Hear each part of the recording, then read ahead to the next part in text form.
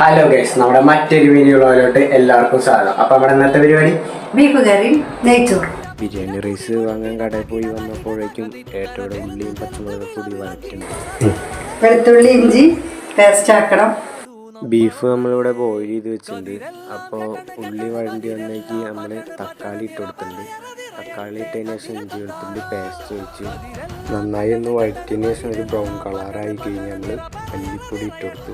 അത് കഴിഞ്ഞ് മുളക് പൊടി ഇട്ട് കൊടുത്തു. ഒന്ന് നല്ലോണം മിക്സാക്കി നമ്മൾ നേരെ അതിലോട്ട് ബീഫിൻ്റെ സ്റ്റോക്ക് നമ്മൾ ഇഞ്ചി വെളുത്തുള്ളി പേസ്റ്റ് അടിച്ച് ജാറിലോട്ടാക്കി ഒന്ന് മിക്സാക്കി ഒഴിച്ചു കൊടുത്തു. എന്നിട്ട് ഒന്നുകൂടി നമ്മൾ നല്ലപോലെ ഒന്ന് ഇളക്കി കുറച്ചും കൂടി ഒന്ന് റോസ്റ്റ് ചെയ്താക്കണം. പിന്നെ അതിന് ശേഷം നമ്മൾ മീറ്റ് മസാല ഇട്ടു, പിന്നെ കുറച്ച് കറിവേപ്പില ഇട്ടു. പിന്നെ നമ്മൾ നേരെ ബീഫ് കൊട്ടേണ്ട സമയമായി. അപ്പോൾ ബീഫ് നമ്മൾ നേരെ കൊട്ടി ലേശം മഞ്ഞൾപ്പൊടിയും കൂടി ഇട്ട് കൊടുത്തു. ബീഫ് തിളച്ചതിന് ശേഷം നമ്മൾ കുറച്ച് ഉരുളൻകിഴങ്ങ് കൂടി ഇട്ട് കൊടുക്കുന്നുണ്ട്, ഒന്ന് ഒരു കട്ടി പരിവാകാൻ വേണ്ടി. അതിനുശേഷം നമ്മൾ കുറച്ച് തേങ്ങാക്കൊത്തും കൂടി ഇട്ട് കൊടുക്കുന്നുണ്ട്. പിന്നീട് നമ്മളൊന്ന് അടച്ച് വെച്ച് വേവിച്ച് കുറച്ച് നേരം. അപ്പോഴേക്കുമ്പോൾ നെയ്ച്ചോറിനുള്ള റൈസൊക്കെ കഴുകി സെറ്റാക്കുന്നുണ്ട്. അതിനുശേഷം നമ്മൾ സ്പൈസസ് റെഡിയാക്കി വെച്ചു. സ്പൈസസ് ഒക്കെ റെഡിയാക്കിയതിന് ശേഷം അമ്മ നേരെ ഡാൽഡ ഒഴിച്ചു. ഡാൽഡ ലഗി നെയ്യ് ഒഴിച്ച് കുറച്ച് നേരം ഇളക്കി സെറ്റാക്കി അണ്ടിപ്പരിപ്പും മുന്തിരി ഇട്ടു ഒന്ന് ഫ്രൈ ചെയ്തെടുക്കാമെന്ന് വിചാരിച്ചു. പിന്നെ അതിൽ തന്നെ ഇട്ടു. പിന്നെ നമ്മൾ സ്പൈസസ് ഇട്ടതിന് ശേഷം ഒന്ന് ഇളക്കി സെറ്റാക്കി വെള്ളം ഒഴിച്ചു.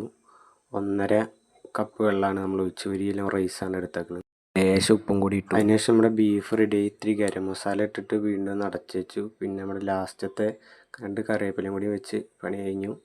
അപ്പോഴേക്കും നമ്മളെ ബിരിയാണി നെയ്ച്ചോറിൻ്റെ വെള്ളം തിളച്ചു. നേരെ റൈസ് ഇട്ടു, അടച്ചു വെച്ചു. ഒറ്റ വിസിലാണ് നമ്മൾ അടച്ചു വെച്ചു. ഒറ്റ വിസിലടിച്ചു നമ്മളെടുത്തു. സാധനം സെറ്റായി വന്നിട്ടുണ്ട്. നമ്മൾ അതിന് ശേഷം നേരെ കുറച്ച് നെയ്യ് ഒഴിച്ച് ലാസ്റ്റ് ഒന്ന് ഗാർണിഷ് ചെയ്തെടുത്തിട്ടുണ്ട്. അതിന് ശേഷം നമ്മളൊന്ന് ഇളക്കി സെറ്റാക്കി.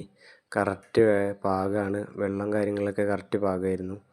നമ്മൾ നേരെ പ്ലേറ്റിലോട്ട് മാറ്റി ബീഫ് ഒഴിച്ചു. പിന്നെ റൈത്ത വന്നു, സാലഡ് വന്നു. നമ്മുടെ വീഡിയോ ഇഷ്ടപ്പെട്ട എല്ലാവരും നമ്മൾ സപ്പോർട്ട് ചെയ്യുക. എല്ലാവരും ഒന്ന് വീട്ടിൽ സിമ്പിൾ റെസിപ്പി ഒന്ന് ട്രൈ ചെയ്ത് നോക്കുക. അപ്പോൾ ഇനിയും നല്ലൊരു വീഡിയോയുമായി വീണ്ടും കാണാം.